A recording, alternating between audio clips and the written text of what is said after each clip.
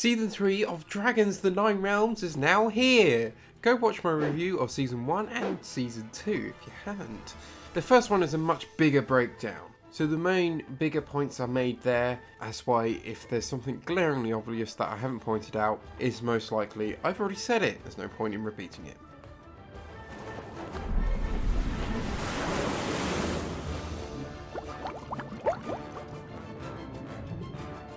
So, Episode 1, Fire Escape. Okay, we start immediately with How to Train Your Dragon 3 armor. The season couldn't wait 0.1 seconds. I swear this part was going to be in the middle of an episode, after they adventured slightly, realising that they need the armor, and figuring out dragon scales and stuff like that. So Tom wants to carry around a sharp object. Not the first time he's ever visited London then. He wants to find whoever owns it, if they're still here, and if they know that Tom has a connection to the Vikings of the past. Makes sense? The same shtick at the end of Season 2, but now shown for Season 3. Context! But then Tom burns to a crisp. He died as he lived, a buffoon. So the gang naturally want to explore the fire realm. They can't because they'll be set alight. Tom makes a dragon suit, but as you can tell, it's still missing something. I can definitely tell it visually. They lure out a dragon for it to be a portable flamethrower to test the suits. But a couple of things.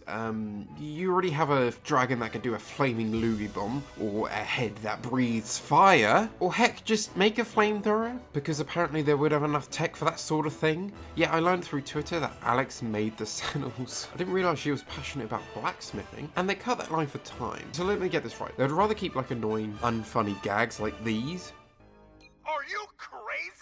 Which alone that takes like minutes of the episode, over some basic information which you probably should have known. I mean, I know it's not mandatory, so that's why I don't mind it too much. It's just a slight critique. And yes, I'm going to over-clarify here. I know I'm not the target audience for those sort of gags. I watched like DuckTales and I even rewatched Gravity Falls. They're still really funny. You can still make something funny for even my age, but even then, I don't even think a kid will find that funny. Not gonna lie. I wouldn't have a problem with a joke if it didn't make me laugh, if I know that the target audience would laugh. But I'm seeing those jokes and I don't even think a child would laugh unless they have the Lego bricks stuck up their nose. But my overall point being, I don't really agree with what they prioritise in content and to keep out. So the dragon that actually peers out the fire realm into the episode is Fanghook, the monstrous nightmare. And yes, again, another disclaimer, it's not actually Fanghook, I'm just pointing out, it just looks like Fanghook. They just reused the texture. Which again, laziness guys, or lack of budget, most likely the latter. So, Peacock or Hulu, whoever's funding it, fund it more. Otherwise there's no point in having a show if it's like completely underfunded. Also, Fanghook looks massive. I can't really tell, is that just me or just perspective thing? Because the children are like smaller in comparison to the dragon riders, or that the others have grown up now and I'm so used to them being grown up. It's a bit weird. I feel like that is a bit too big. But in the end, they befriend it. Unfortunately, that's all it took. If you feed them, They'll be your friend? Yeah, I don't know what writers, why are you boasting about that? That's not a good thing. But Vart is a creature with emotions and shouldn't be exploited? Ugh. Who would have thought? And it heads out the fissure. Whew. This is where Eugene sees his first dragons, and Leonard is just eating grass or something. Oh, I should explain what's going on with them. Yeah, Eugene is bored and wants to be a part of the Dragon Club. Of course, June denies and Eugene follows and fails and then dies. No, he fails the Assassin's Creed Tale mission because he's useless at everything, even opening doors to be honest. And he bumps into Leonard. Sorry, Buzzsaw. I still hate that name. It's so bad, it's not even funny anymore. Also, the whole thing is a complete flop on the menacing side, because he opens up with his name, as we've all learnt around here. People call me Buzzsaw. He sounds like a 4-year-old. Anyway, he's stuck up on saying the lightning bird, and the animation is completely lackluster. It doesn't complement his unhinginess, unlike Dagger with his animation. I mean, his animation complements him. What does this mean? Could this be a spoon of surrender? And this was again like made 10 years ago. Like, Dude, Hulu, Peacock, again, whoever's funding it, they need more dollars. But Eugene recalls seeing a dragon from the book. Oh, I retract my statement in the previous video. Yeah, I don't know why I just didn't think about setup for the future. That was a bit dumb of me. Anyway, and they both go to the fissure, leading where we left off. What the? Is that hidden world music? Stop, you're gonna make me cry. And it's not from Tom almost dying. It's the memories of the good old days. Yeah, I have to say the best part of the show is the music, and half of it is just recomposed from the original series. By befriending Fanghook, Tom has now been officially promoted from a novice dragon trainer to a dragon rider, according to my Patreon, which is something there if you wish to support me. And feeding my editor. He's very malnourished, look at him. He's pale. Feed him, he needs sustenance. You'll gain access to exclusive updates and some behind the scenes of some of my videos, and a watch along series, which I have done like the first 3 episodes with Zane Dominus. And all he says is Buzzsaw! Lightning bird! Like a Pokemon!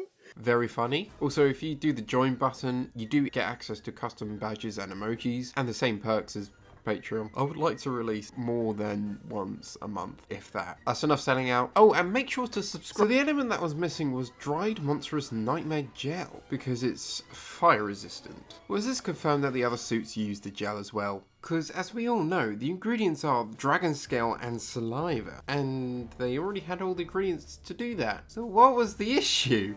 Episode 2, Ride or Die.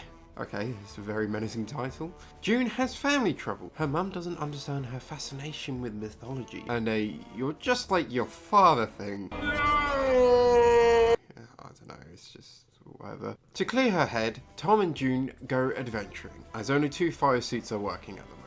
Few days? Oh, come on, Alex. Sorry, I didn't mean to snap.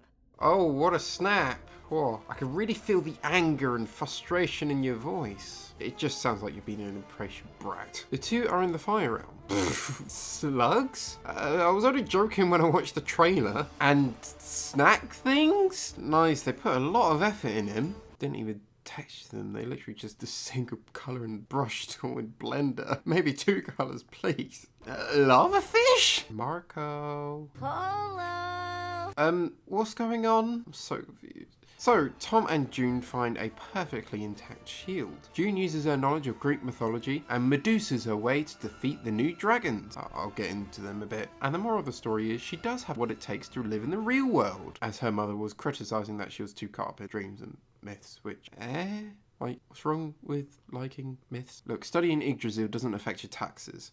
I should know. I don't have enough money to do that. But I feel like that lesson wouldn't really translate well to the real world. You can buy myths and have dreams, but maybe she's asking her to be realistic about stuff. But what, she's 10? Let her just play with dolls? Whilst that was happening, Tom's mum shows Minari the gem. It's harder than a diamond. So it's made of something like Lonsterlite? Anyway, Minari starts digging to try and find some more, which of course would lead to where the dragon world is, so it's Dee and Alex's job to get rid of them. They were successful by a variety of methods, like loogies, mimicking wolves, crushing them with stone. Yeah, they're dead after that. How they're alive. And a floating pickaxe with a sandwich. Ooh, spooky. We see the new dragons, the flamethrowers. What a dumb name! They throw flame. Oh my gosh. It's not really in theme with the other dragons though. Oh, whatever. I imagine the name and the name are supposed to be split up, but together it just actually makes a thing which is in real life. Would flame horns be something better? Makes more sense as well, because fire comes out of their head. And I think that's how it ventilates its heat, which is cool. I'll probably get into that a bit more on their individual video, so stay tuned for that. But I do have to say, I do actually like the designs. The sort of hyena of the dragons, although they are quite similar to Death Grippers in terms of behaviour and the tusks sticking out. The firepower ain't nothing special either. They gang up on smaller dragons to probably eat it or steal their food, but I don't see any food. Like hyenas in the wild. Out of all the dragons though, it is up there in the list. Compared to last season's, a big step up. My last comments on this episode is that the bottles are bigger than the bags. I had nowhere to fit that in. Episode 3, Empty Fireworm Nest. Everyone has fire suits now and continue adventuring into the fire realm. But why is the music nice? Ugh, I'm sweating like an armpit.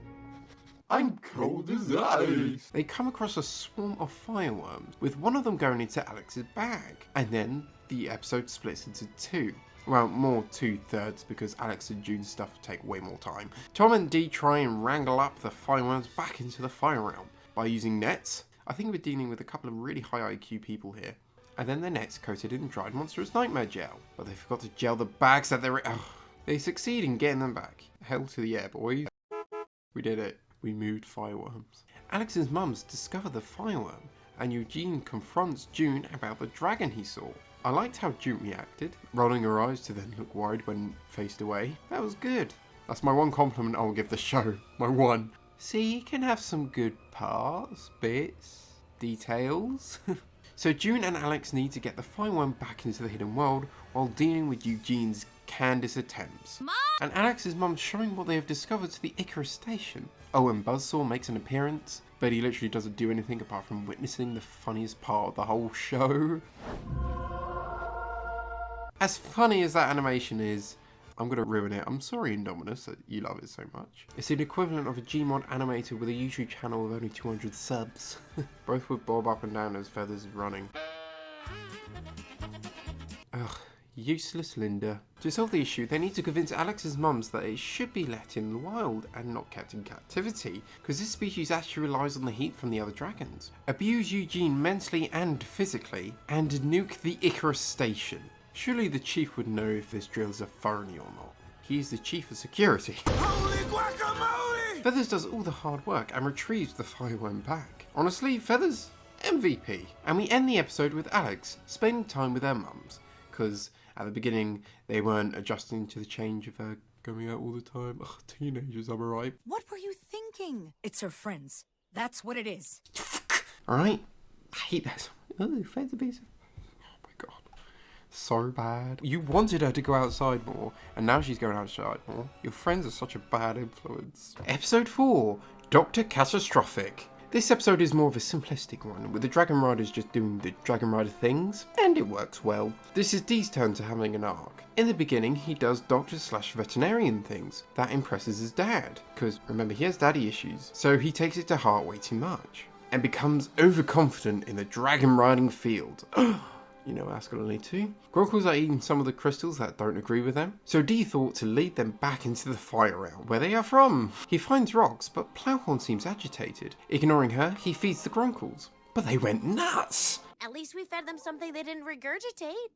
Too soon.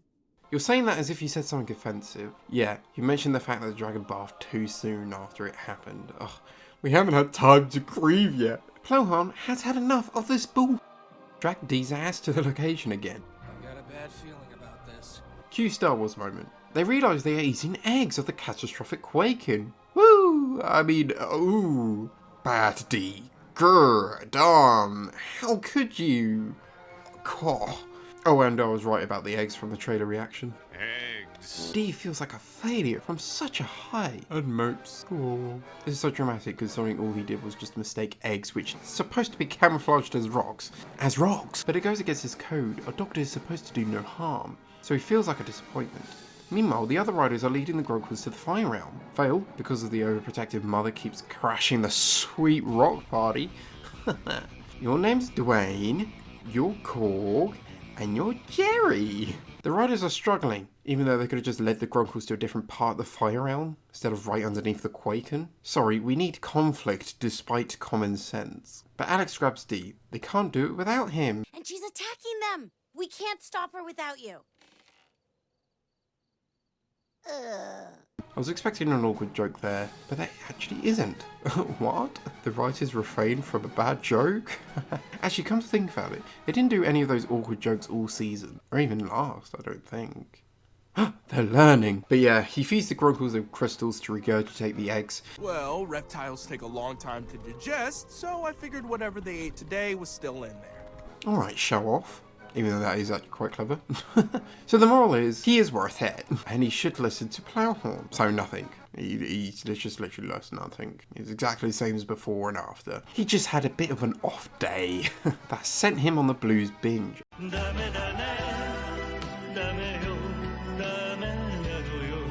In terms of the catastrophic awakening, it was handled well, showing previous abilities before, like the shockwave thing. To be fair, it's not hard to mess it up, like given the wrong fire type. Yeah, but this episode was quite linear, with no branching storylines and cameos of people that name themselves after an onomatopoeia of a chainsaw. So that's why I broke this episode down in this way. But it's different for episode 5. It flies in the family. The dragon riders are playing around, either play fighting, geeking out, or medicating their dragon. Or breaking their back. He is now permanently paralysed. The dragons track down an intruder. Eugene has entered the Dragon Club. You guys are so busted. Certified Candace moment there. Mom, quick, Mom, look, before it disappears! Eugene is, as he's always been, bored. And he knows about the dragons. He wants to join the club. Either that, or he'll go full Candace. Yeah, now or else. Mom! Tom thinks that he should get a dragon. Dee, and especially June, don't think it's such a good idea. But it makes sense as they're siblings. And Alex just wants a dragon to eat him. I'm just gonna say it. Our dragons could eat him. So it swings in roundabouts. But I never thought I'd say this. I kinda like Eugene. Please no. Put down your weapons, alright? You're gonna have to hear me out, right? This episode developed him a bit. Oh, I'm sorry. From a very lackluster villain to an interesting participant. Anyway, the deal is he has to bond with a dragon or get out of here. Can't tell a soul. Pretty boy tries to befriend a razor whip. Maybe I'll keep shopping. A flogged fang. And a hot gobbler. But it doesn't work out. Oh. Eventually, Eugene befriends a new dragon and helps save the day, being somewhat of a good brother, compared to running away initially. June, why did you ditch your dragon? Your main source of protection, and could run even faster than you, is the dragon! The deadly spinner, it's kind of cute, it's nice. I mean, it does look as if it's just been completely ripped out of Spore, even the arms and everything. But it's nice that it weren't even in the trailers, leaving some mystery for the actual season. I'd actually kind of like to delve into it a bit more. But the dragon has the exact same fire type of the spider wings? Whatever the name is. This is their way of retconning him out of the show. Well, I guess we'll have to wait and see. For now though, unlike June, who hates it because of its 8 legs. Or 6 legs and 2 arms. Just like how she hates her brother. Wow, writing. But yeah, they have a bit of a sibling rivalry going on. But I guess it, makes sense. It's a bit of a whatever thing. The big event that happens in this episode is that the flamethrowers are getting into the crystal realm. What are they doing this far into the crystal realm? Wow, they confirmed 2 realms. 7 more to go. So the task is to lure them back into the fire realm through the crack and plug the hole, which they do with the help of Webmaster. That's just Shadow Master, isn't it? Oh no. The episode ends with a compelling cliffhanger, which we haven't seen all season, and even the last, I think. Episode 6, Magma comes to the surface. After the riders test the shield, they want to gobble the belch the lightning rod into a sword. With this suit, Tom's aiming for a Final Fantasy cosplay, so they go to the magma breather to forge it. But there's something wrong with the little piggy. After a reluctant examination from Dee, they need to take the dragon to the infirmary. Never mind, it dies before it could get there. To get the dragon inside, they butter it up. Yeah, up top!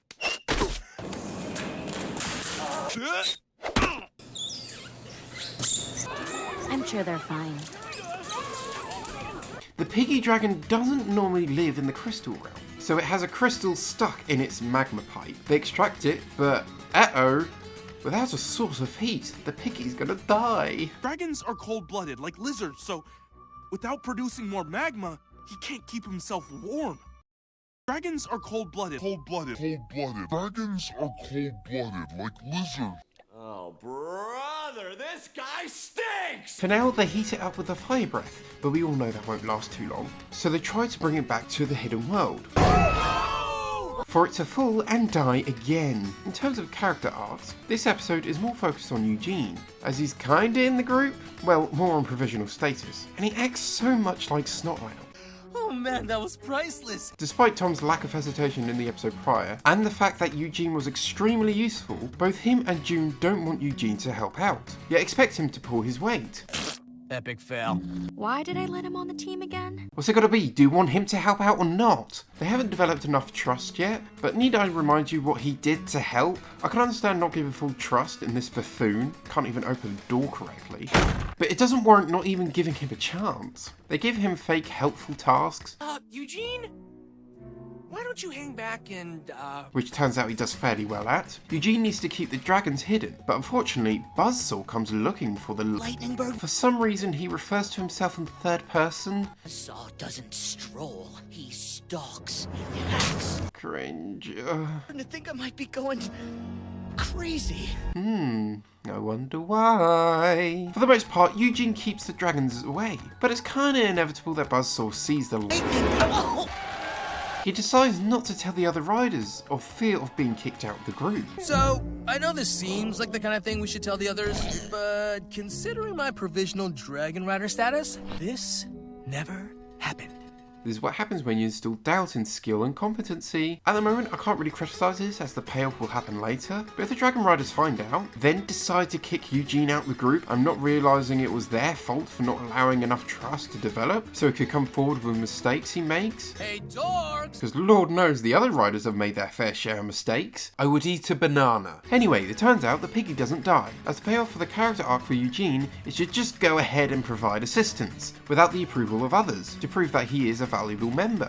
Everyone, spread out! Grab a tether! Everyone makes it back safely to the fire realm, with Eugene now officially off provisional status. Yay! Stop sounding like Toothless! At the end of the episode, they commit to making the silver lightning sword thing, bringing it full circle. Wow. Despite a whole realm of magma they could have just used. Episode 7, The Sky Torture. This is the part that everyone has been waiting for. A far better reviewer. Oh, better luck next time, buddy. While I want to keep a lot of the specifics of how I feel about the new season of the Nine Realms on the down low until my own review, I feel safe in saying that Season 3, particularly the final episode, has become so formulaic it's very disappointing. Even for the pile of garbage you've come to expect. But for now, we have the opening to Season 2, Tom's PTSD. But it's actually relevant this time. Pizza for breakfast! God bless America. Tom wants to check on the Fault Ripper, as he feels bad for using self-defense, being taking too many classes from Detroit Urban Survival Training. The show, for the finale, splits into 3 parts. Dee, Alex and Eugene looking after the dragons from the aftermath of the new dragon appearing. Tom and June befriending the Fault Ripper, and Tom's mum and Minari looking for the sinkhole in a forest. With Buzzsaw appearing for no reason, with terrible dialogue. Didn't just fall off the organic avocado truck yesterday. Lightning bird? So you have heard of it. Carlson repeating the question because she's confused. Equals, you've heard of the lightning bird! You absent-minded cumrag. The troglodyte sets up a trap. Accurate, huh? I've been practicing. He actually speaks like a child. One of the biggest issues plaguing this show so far has been the incorporation of plot devices, only to either not follow through with them, or to gloss over them so quickly the audience doesn't have time to determine whether or not it's something of actual importance. The new dragon, the Sky Torture, in my personal opinion, looks cool. It has minions working for it, the flamethrowers. Now it's all making sense. What do you mean? It clears up nothing! Dragon is an animal, not a despicable villain. Gru has quad fire beams coming out from its mouth? Now that's a video game boss fight if I ever seen one. Oh no. Tom and June approach the Fault Ripper dragon. Hello. Don't just greet it like it's a stranger you pass in the park. Tom tries to form a bond with the Fault Ripper by him realising it was scared and confused. Aw, da-dums. The dragon doesn't actually understand what you're saying. Any sense of emotional reconciliation falls completely flat from the lack of time. Developing trust takes time and multiple challenges to strive through, not ungrading your dragon to stop it from firing. If only they didn't waste time. Gru doesn't seem all that threatening. We see a couple of dragons injured and a bit of magma, but nothing that builds tension to know that this guy is bad. If we've had more time, we could show the damage this dragon causes. I don't like the ending battle always being a dragon. That goes against the whole franchise's internal message that all dragons are good and just misunderstood. The shit they pulled this episode for the Fault Ripper? What about this one? Not gonna learn why it's here like you do for every other single dragon that wanders into the wrong realm? Anyway, the Fault Ripper Fat One drills a hole to the fire realm, and it being big enough tells the other dragon to go home, and everyone just casually walks off. Soccer. I like they brought back the Fault Ripper, because it's a cool dragon with cool abilities. Oh wait, we don't see him. Character arc? But the writers forcefully opening a random chamber with Tom and the gang finding another item with a strike class symbol slapped on. Any other class symbols to show? No? Anyone? They pick up to what looks like a case to the Dragon Eye. What? The actual... Let's compare all 3 season finales. In season 1, it ends on an absolutely absurd note, with Thunder scorching the strike class symbol into the rock of their hideout, and Tom realizing it's the same mark on his family heirloom Viking helmet. And that's the end of the season. In season 2, the group discover the spearhead with the strike class symbol on it at the entrance to the Fire Realm, and that's the end of the season. In season 3, the group stumbles upon the locked container that 100% does not contain a Dragon Eye. They see that it also has the strike class symbol on it, and the season ends. All of these discoveries are preceded by a final boss battle with a big dragon they've never encountered, and every time they get the best of it. Every season ends the exact same way. This leads to not only predictability among future season finales, and thus less anticipation for the upcoming episodes, but also an extreme loss of dynamic potential. Which is something Race to the Edge and the other shows were fantastic at. The heroes in those shows weren't immune to bad things happening to them, and often, these unfortunate twists in the story would lead to long-standing conflict after conflict that the characters had to combat. You and your Night Fury played right into my hand. You know, how plot structure is supposed to function. Ending every season in the exact same way only works against the tension I think the creators of the Nine Realms believe they're building. Either that, or they've since decided that the only audience they care to pander to is that of children so small their episodic retention doesn't go beyond watching a bunch of moving colors on a screen, which is just the complete opposite of what the original shows were going for.